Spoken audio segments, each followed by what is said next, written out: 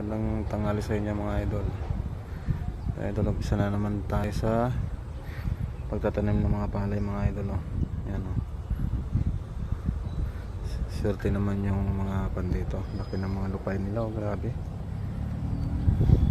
Dito lang yan sa kanto, sa bypass.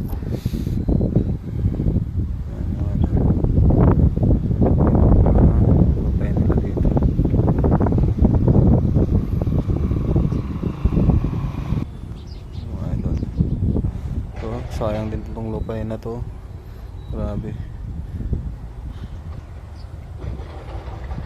Kalibutan lang ng mga ganito. Yan idol, nung nandun din ako sa probinsya, ganito yung trabaho ko doon Sabado Linggo.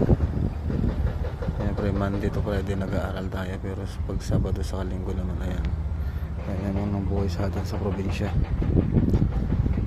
Alam ng mga 80s yan sa nakatira sa probinsya mga idol.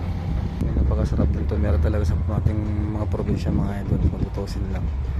Kaso ang hirap naman doon mga idol, pag tapos ang yan, taniman ng palay, ayan, walang trabaho, maghihintay na naman ng ilang buwan.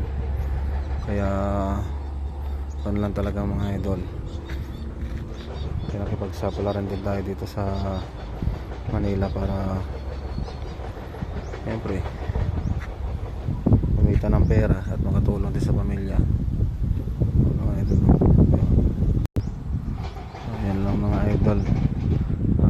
Maraming salamat pa rin sa mga sumusuporta sa akin, kahit pa paano may nanonood pa rin. Tiyaga lang tayo, hindi naman kailangan pabilis at pag-angat Sige mga idol, ingat kayo palagi.